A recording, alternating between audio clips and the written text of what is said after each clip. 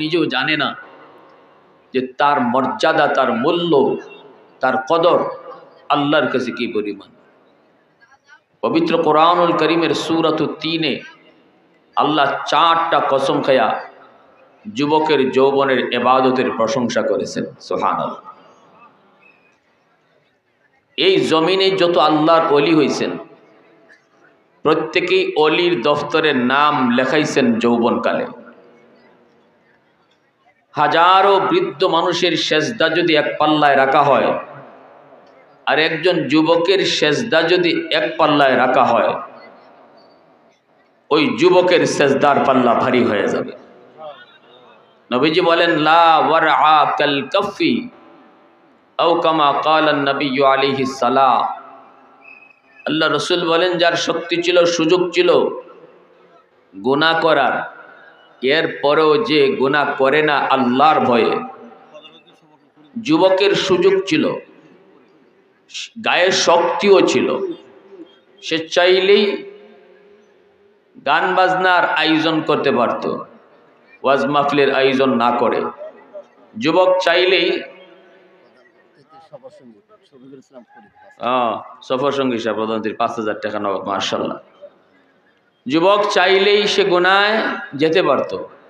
বন্ধুরা তাকে ডাকছে, তার পাগলা গোরা দৌড় দিতে চাচ্ছে। যুবকের পাগলা গোরা দৌড় দিবেই, কিন্তু যে যুবক তার যৌবনের পাগলা গোরার লাগাম টেনে ধরে, আল্লাহর ভয়ে বন্ধুদের সাথে চুরি ডাকাতি করে না, জিনা ব্যভিচারে যায় না, মদ গাঞ্জা ইয়াবা খায় না, আল্লাহ রসুল বলেন তোমরা জানো না ওই যুবক যৌবনেই সে আল্লাহর ওলির তালিকায় নাম উঠায় নেয়। আওয়াজ দিয়া বলেন সুবহানাল্লাহ। আর জোরে আল্লাহু আকবার। মুসলমানের আওয়াজে আল্লাহু আকবার। তাহলে যৌবনে ইবাদতের দাম আসেনি না নাই? আমার ভাইয়েরা, বন্ধুরা, যুবক, আল্লাহ পাক রব্বুল আলামিন পবিত্র কোরআনুল কারীমের সূরাত ৩-এর ভিতরে আল্লাহ কসম খেয়ে এই কথাটাই বলতেছেন। আল্লাহ পাক বলেন ওয়াত্তিন ওয়াজ-যাইতুন ওয়া তুরি সিনিন ওয়া হাযাল বালাদিল আমিন। আল্লাহ পাক বলেন জানোনি আমি আল্লাহ ৩-এর কসম খাইলাম, জাইতুনের কসম খাইলাম, তুর পাহাড়ের কসম খাইলাম, পবিত্র মক্কা নগরীর কসম খাইলাম। কয়টা কসম? জোরে কোন কয়টা? আল্লাহ পাকের কসম খাওয়ার কোনো প্রয়োজন নাই। আল্লাহ পাকের কথা এমনিতে ১০০ এরপর আল্লাহ জায়গায় জায়গায় কসম খেয়েছেন কথাটার গুরুত্ব বোঝানোর জন্য। আল্লাহ বলেন বান্দারে আমি আল্লাহ ৪টা জিনিসের কসম খেয়ে বলতেছি, তোমরা মানুষ, আমি তোমাদেরকে বড় সুন্দর করে বানাইছি, বড় দামি করে বানাইছি, তোমরা সবার চেয়ে সম্মানী, ফেরেশতার চেয়েও আমি তোমাদেরকে দামি বানাইছি। মানুষের দাম ফেরেশতার চেয়েও বেশি, সুবহানাল্লাহ ধরে বল। কিন্তু ওই মানুষটাই যখন আল্লাহকে চেনে না, ওই মানুষটা যখন আল্লাহর গোলামি করে না, এই মানুষটা যখন হালাল হারাম মানে না, জায়েজ না জায়েজ বুঝে না, বৈধ অবৈধ মেনে চলে না, যা মন চায় তা করে, যা খাইতে মন চায় তাই খায়, এটা হালাল নাকি হারাম একটু ভাবে না, আল্লাহ বলেন এই মানুষটা আর মানুষ থাকে না, সে তখন কুকুরের চেয়েও বেশি নিকৃষ্ট হয়ে যায়। মালিকের গোলামের মাধ্যমে যে মানুষ ফেরেশতার চেয়ে বেশি দামি হয়, ওই মানুষটাই আল্লাহর গোলামি ছেড়ে দেওয়ার কারণে কুকুরের চেয়ে নিকৃষ্ট হয়। কথাটা আমি মৌলবীর কথা নয়, কথাটা আল্লাহ নিজে বলেছেন উলাইকা কাল আনআম। আল্লাহ বলেন জানোনি যেই মানুষ আমি আল্লাহকে চিনে না, আমার বন্দেগী করে না, আমার হুকুম মতো চলে না, আমার বিধান মেনে চলার চেষ্টাও করে না, কোনটা হালাল কোনটা হারাম জানার চেষ্টা করে না, মানতেও চায় না। আল্লাহ বলেন তার জীবন আর হায়ওয়ানের জীবনে কোনো তফাৎ নাই। একটা গরু ছাগল যেমন তাদের জীবনে কোনো বৈধ নাই অবৈধ নাই, হালাল নাই হারাম নাই, জায়েজ নাই নাজায়েজ নাই। একটা গরু যা মন চায় তা খায়, যা দেখতে মন চায় তা দেখে, যার সাথে রাত কাটাতে মন চায় তার সাথেই রাত কাটায়। তুমি মানুষ হয়েও যদি যা মন চায় তা খাইলা, যা মন চায় তা করলা, তোমার জীবনে আর হায়ওয়ানের জীবনে কোনো তফাৎ নাই, ঠিক কিনা? কথাটা আমার যদি হইতো আপনারা হয়তো আমার উপরে রাগ করতেন, কষ্ট করতেন, কষ্ট নিতেন, আমার উপরে গুসা করতেন, হুজুর এত বড় কথা বলল। কথাটা আমি বলি নাই, কথাটা বলেছেন স্বয়ংকে। জোরে বলেন। আপনারা বলবেন হুজুর আল্লাহ তো বলছে হায়ওয়ানের মতো, আপনি যে কুকুর থেকে নিকৃষ্ট কইলেন, এটা কই পেয়েছেন? যে আল্লাহকে চিনে না, জানে না, মানে না, আল্লাহর বিধিবিধান মতো চলার চেষ্টাও করে না, সে কুকুরের চেয়েও নিকৃষ্ট হয়, এটা কোন দলিলে? কোরআনের আয়াত বলে আল্লাহ বলছে হায়ওয়ানের মতো, আল্লাহ তো কুকুর কয় নাই। এর জবাব হলো কুকুরের চেয়েও নিকৃষ্ট এই কথাটা আল্লাহর রসুল তার হাদিসে বলছে। উলাইকা কাল আনআম বাল হুম আদল। আল্লাহ বলছেন এরা হায়ওয়ানের মতো, এরপরে শব্দটা আল্লাহ ব্যবহার করেছেন না, এর চেয়েও নিকৃষ্ট। আল্লাহ বলতেছেন হায়ওয়ান শুধু না, এরা মানুষ হইয়া হায়ওয়ানের চেয়েও নিকৃষ্ট। রসুল তার হাদিসে বলেন হায়ওয়ানের চেয়েও নিকৃষ্ট বইলে আল্লাহ কি বুঝাইতে চাইলেন? রসুল তার হাদিসে বলেন আর দুনিয়া জিফা ও তালিবুহা কিলাব। দুনিয়া হলো মরা গরু, আর দুনিয়া ফাইয়া যে আল্লাহ বইলা যায়, কুকুর যেমন মরা গরু ফাইয়া মালিক ভুলে যায়, যে মানুষগুলা দুনিয়া পাইয়া আল্লাহ ভুলে যায়, এরাও কুকুরের মতো। মরা গরুরে খায় তিন ধরনের প্রাণী। কয় ধরনের প্রাণী খায়? শিয়াল খায়, মরা গরু খায়, শকুন খায়, আর কুকুরে খায়। শিয়াল সারা রাত খায়, যেই মাত্র দেখে সকাল হয়ে যাচ্ছে তখনই সে মরা গরুর গোশত খাওয়া বাদ দিয়া তার ঠিকানা গর্ত, এই গর্তে চলে যায়। শিয়ালে কিন্তু ঠিকানা ভুলে নাই। আকাশ থেকে শকুন নামে, সারাদিন শকুন মরা গরু খায়। সন্ধ্যা হয়ে গেলে শকুনও থাকে না, সেও তার ঠিকানায় চলে যায় গাছের ডাল।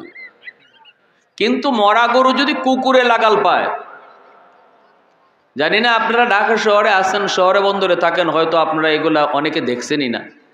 গ্রামে গঞ্জে যারা আছেন বা থাকেন বা দেখছেন তারা জানেন, মরা গরু যদি কুকুর লাগাল পায় তখন কুকুর রাত বুঝে না, দিন বুঝে না। মরা গরু যতক্ষণ আছে আর কুকুর আছে। কোন মালিকে তারে এতদিন দুধ কলা খাওয়াইলো, কোন মালিকে তারে সাবান দিয়ে গোসল করায়, কোন মালিকে তারে এত আদর করে বড় করলো, ওই সব ভুলে যায় মরা গরু পাইলে।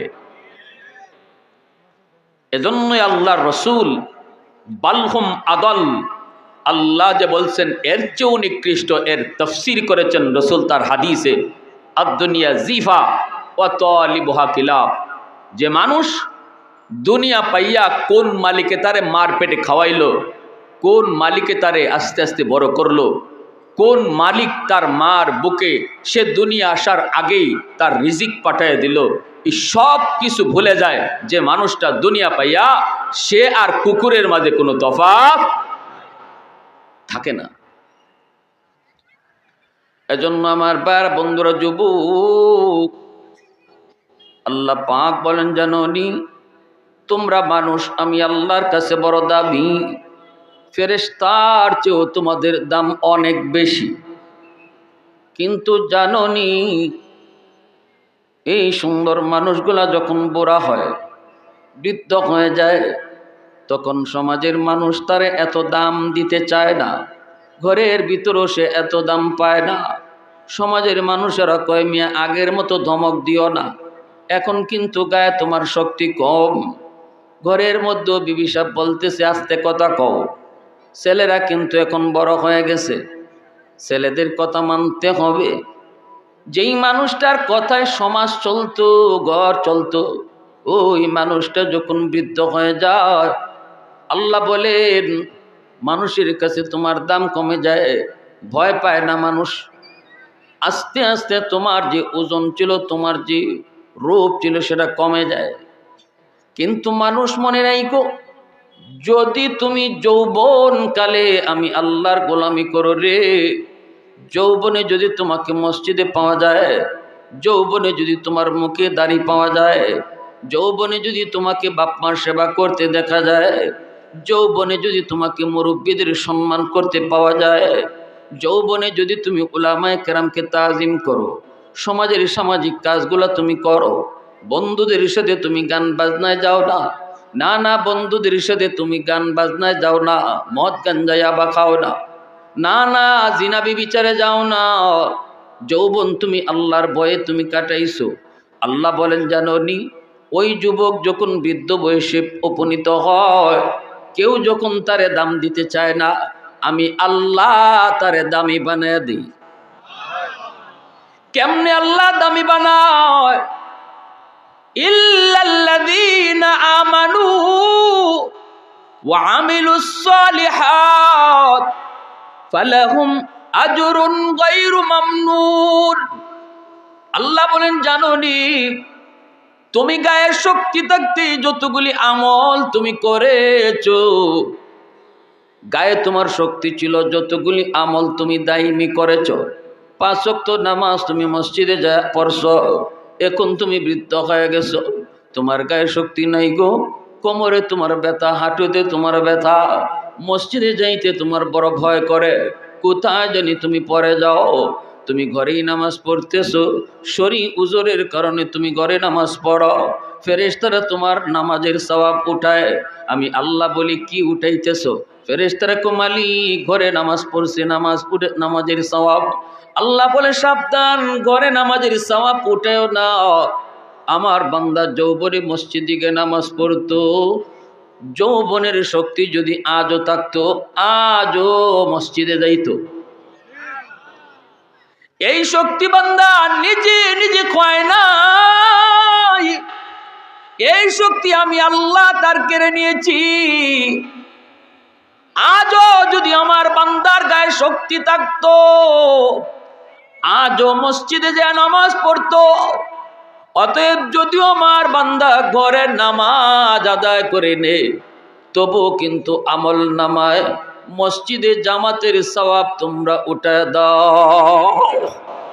মুসলমানের আওয়াজে কও না সুবহানাল্লাহ, আর একটু জোরে কও না সুবহানাল্লাহ। এ যুবক, একটু দিলটা নরম করে একটু কথাটা বুঝো। বৃদ্ধ মানুষ আল্লাহর ওলি হইতে যত সময় লাগবে, এর চেয়ে বহু আগে একজন যুবক আল্লাহর ওলি হয়ে যাবে। কোরআন তেলাওয়াত করেছি আমার বান্দা, এখন চোখে দেখে না, পাওয়ার নাই, কোরআন তেলাওয়াত করতে গেলে হরফ দৌড়াদৌড়ি করে, আফসোস করে আমার বান্দা।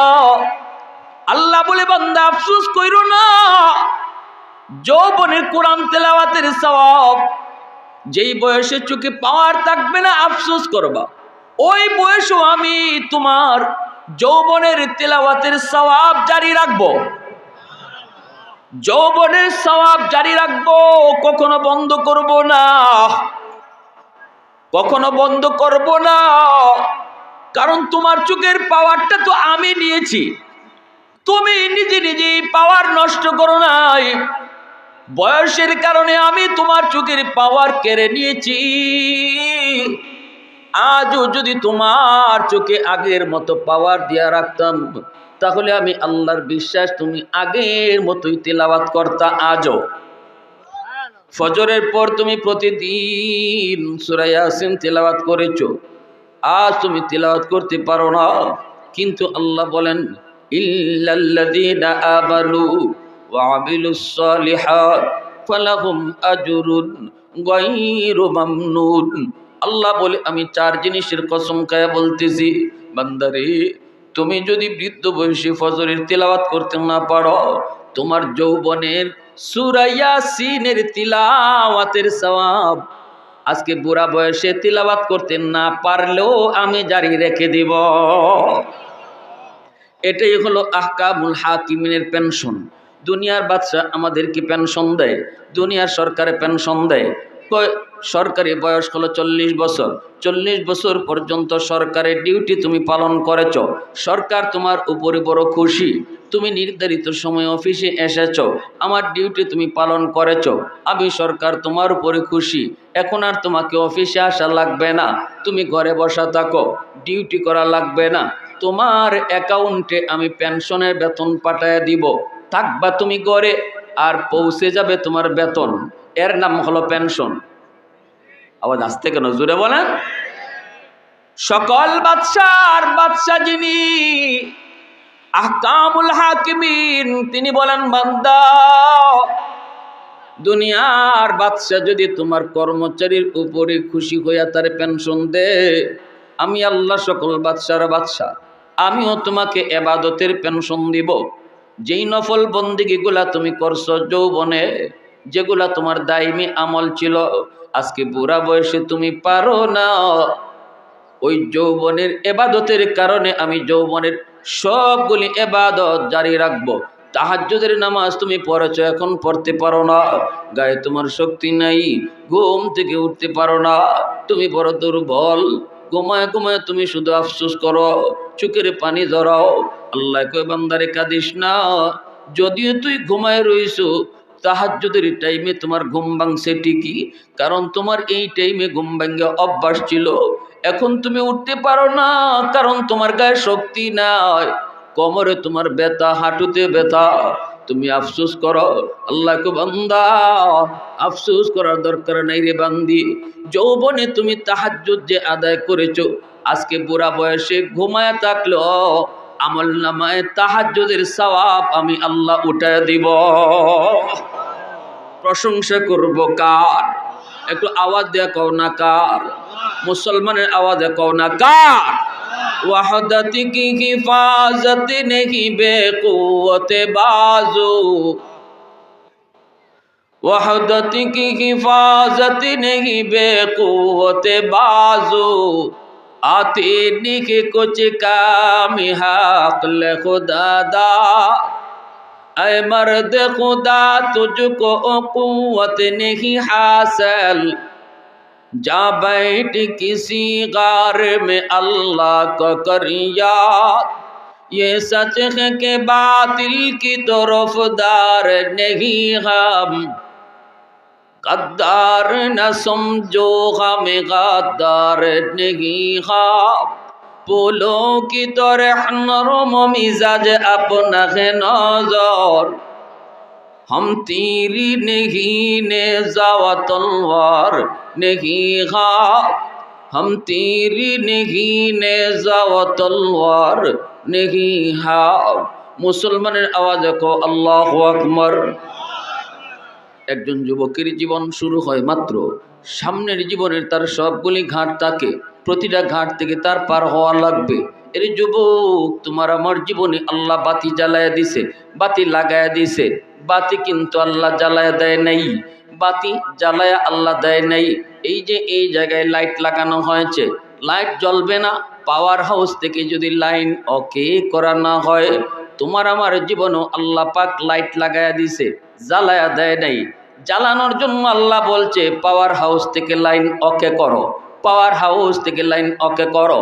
যৌবনে তুমি বাপমার সেবা করো, যৌবনে তুমি মুরব্বীদের সম্মান করো, যৌবনে উলামায়ে কেরামের তাজিম করো, আলেমদের কাছ থেকে তুমি দোয়া নাও, মুরব্বীদের কাছ থেকে তুমি দোয়া নাও, মা বাবার অন্তরের দোয়া তুমি নিয়ে নাও। যখনই তুমি এই পাওয়ার হাউস থেকে তোমার জীবনের লাইন ওকে করবে, আল্লাহ যে বাতি লাগায়া দিছিল, লাইট লাগায়া দিছিল, সেই লাইট আল্লাহ জ্বালায়া দিবে। এজন্য যৌবনে মা বাবার দোয়া একান্ত প্রয়োজন। হায়াতের ভিতরে আল্লাহ বরকত তোমার বাড়ায় দিবে, রিজিকের ভিতরে আল্লাহ বরকত বাড়ায় দিবে।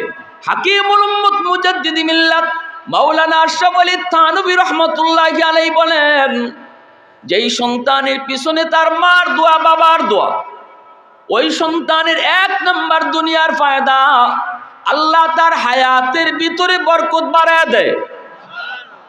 বিপদ তার উপরেই পড়ার কথা, অ্যাক্সিডেন্টে তার পা ভেঙে যাওয়ার কথা, তকদিরে লেখা ছিল তার পা ভেঙে যাবে।